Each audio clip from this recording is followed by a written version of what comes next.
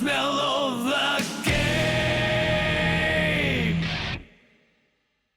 I first heard about Arc System Works when Dragon Ball FighterZ was announced.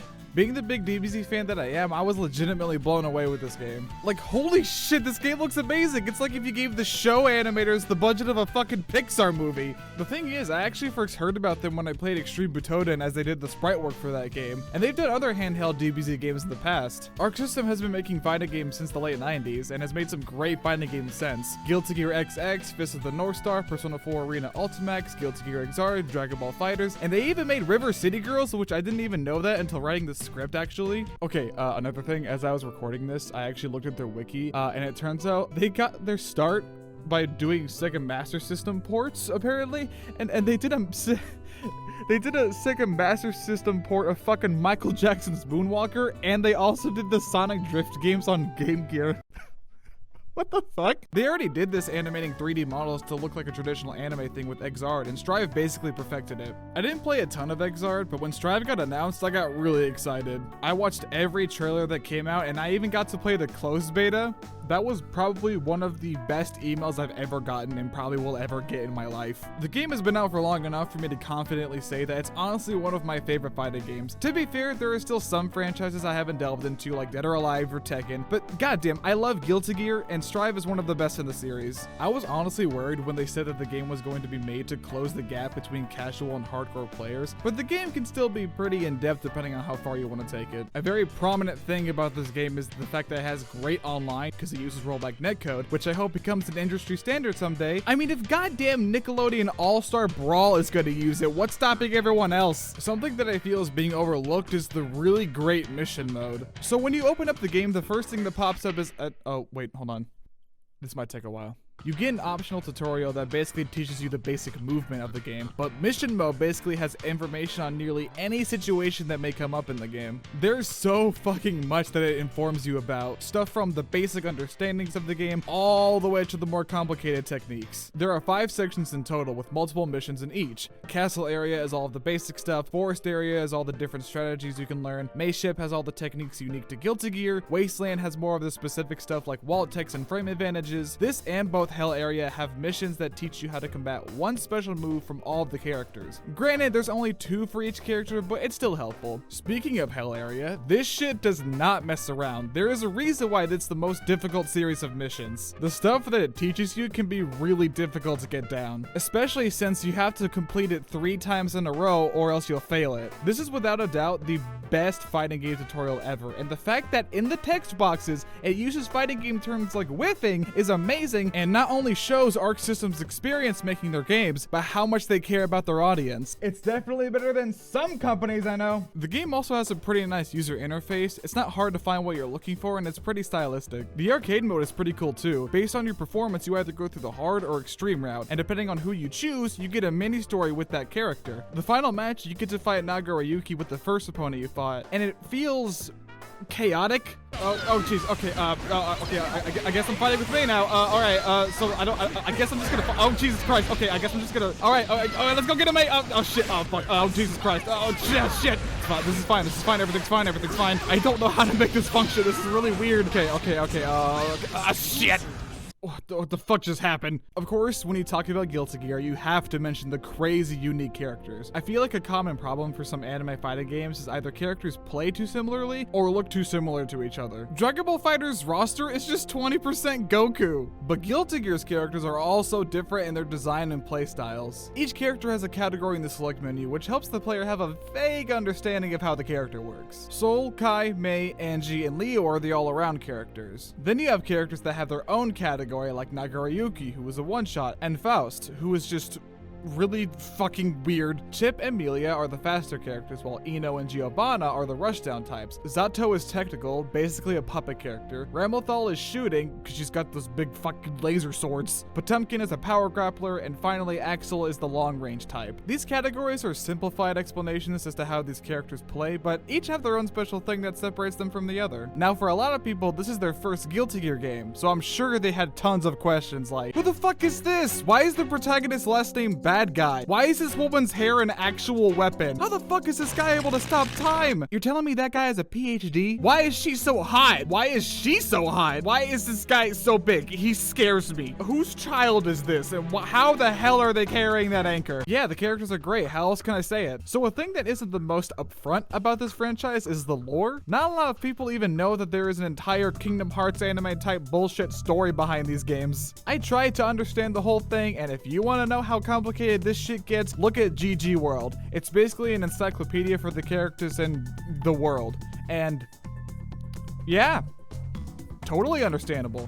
Although it is nice that we at least don't have to do an immense amount of research and guesswork anymore like some people did. The thing about this game that is the most notable to anybody with eyeballs, I'm sorry for the blind viewers, is how good it looks. As I said before, Arc System pretty much perfected this art style. I can't imagine how cool it was when they first revealed Exard, especially since it had been 11 years since the last traditional entry. Yeah, there was Guilty Gear 2 back in 2007, but it wasn't even a fighting game. It basically plays like a Warriors game, and I never got why they called it Guilty Gear 2, because again, it doesn't play anything like a Guilty Gear game, and it came out after the initial trilogy, but it was only on the Xbox 360. I think Arc System Works was going through a phase. Anyways, the first time they showed Exard, it was goddamn mind-blowing. Or at least I assume it was the reaction at the time, I don't know. I feel like Dragon Ball FighterZ was a whole different beast for them, because not only are they trying to emulate their own anime art style, now it's based on an art style from one of the most popular and influential anime of all time. But hey, it turned out to be one of the best Dragon Ball games of all time, look at that! Of course, the other games they worked on afterwards looked fantastic, like Grand Blue Fantasy. Even the Kill la Kill game they published looks pretty great. Yeah, I know it was developed by A+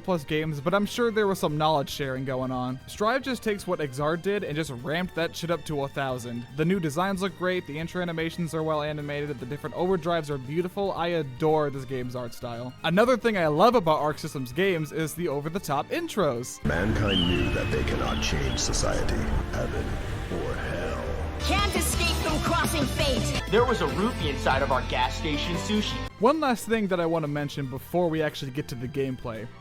Oh my god, this game's soundtrack. Like that, get them out of your way. You don't care if along the way's a little sacrifice. We'll find like a tiger, walk in the park, play the hero till I die.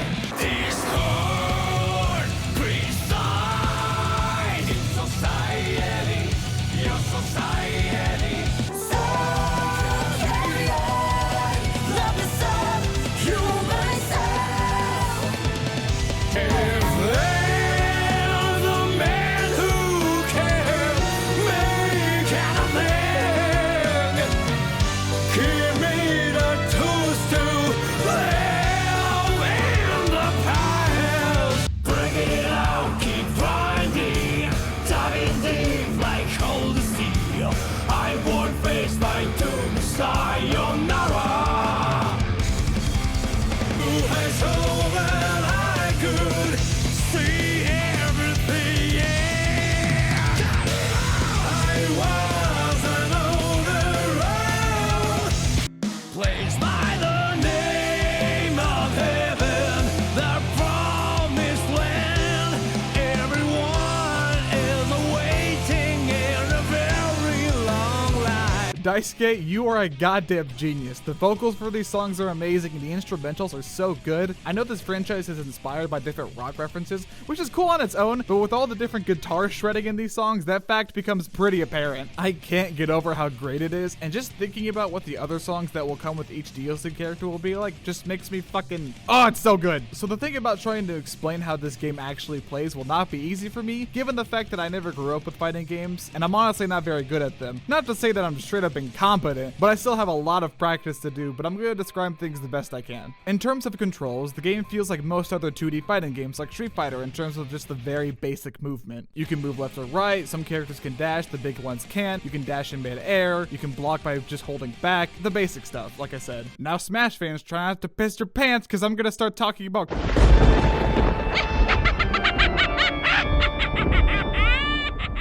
some of the moves can be performed by either doing a quarter or half circle followed by another input. All of the characters' overdrives, is basically their ultimates, are performed by doing pretty much a full circle followed by an input, as well as a double quarter circle followed by an input. It's still standard fighting game stuff, but it's a little different. I believe that's the thing that Arc System was talking about when mentioning closing the gap between casuals and experts. The different inputs and moves you can perform aren't that hard to pull off. It's just trying to implement them with the combos and using them against people online is the hard part. That's why I love fighting games in general. It's satisfying to find out what works with what and being able to pull off a combo you practice in training mode against someone online for probably longer than necessary. Okay, I just gotta do. Fuck, shit, god damn it.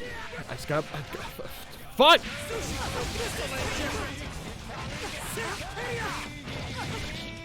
Hey, there we go. That's what I wanted. All right, let's try to do something 10 times harder. Now, in terms of who I main, I always main Chip in the previous Guilty Gear games because I tend to drift to the more speedy characters. Therefore, I obviously main Chip in this game, and he feels about the same, just with a more simplified moveset like most characters. Also, he's really fucking buff. I don't know what he did or what motivated him to look like that, but he got really fucking jacked up. Finding out what characters you connect with can also be a lot of fun. Another character that I find really fun to play in this game is Giovanna. Her different kicking moves are stupid fun to pull off. It almost reminds me of Vegito in Fighters. Now all she needs is a counter that takes 0 IQ to pull off so I can abuse it and piss off my friends. And I want to at least try to be competent at most of the characters in the game. So with this game being out for a few months now and seeing a lot of people enjoy it and delve into the Guilty Gear world for the first time, it's really fun to see. It's always exciting when a new fighting game comes out and getting to see people get really good at it and figuring out all these crazy combos for each character. This game in particular, I find to be one of the most fun fighting games to watch. I honestly can't wait to see more tournaments of this game in the future. If you're at all interested in fighting games, or you already play fighting games and you're maybe interested in playing some Guilty Gear, I think Guilty Gear Strive is a great place to start. Also, I think May's theme is overrated. All right, bye! Hey everybody, I thought I would kind of end the video this way because I don't know, I think it'd be best for right now. So yeah, it's been, I don't know, like half a year, probably even more. I haven't even checked since my last video. And I honestly, you know, even before that, I regret doing that really stupid update video I did. Rule 1, I think, for YouTube is don't do update videos because shit may happen and you may not be able to keep your promises. And guess what? I wasn't able to keep my shit consistent. But I'm finally out of this weird slump I've been in with like writing. Because like I obviously write my scripts and just for me, writing is a really challenging thing. But I really enjoyed making this video. And I honestly can't wait to make more. So I'm obviously not going to promise you a consistent upload schedule because I'm not going to be able to do that. But I do want to make a goal. So I'm going to try, keyword being try, to upload at least 2 to 3 videos a month. Maybe. Again, not promising that, but I'm going to try. But I thank you for watching, and thank you if you're still watching this. I know it can be, you know, your attention span is like, oh, all right, video's over, bye. But I hope you guys really enjoyed this video, and I hope you guys are looking forward to the future videos I want to make. I have a lot of ideas, and I'm really excited to make them. So, see ya.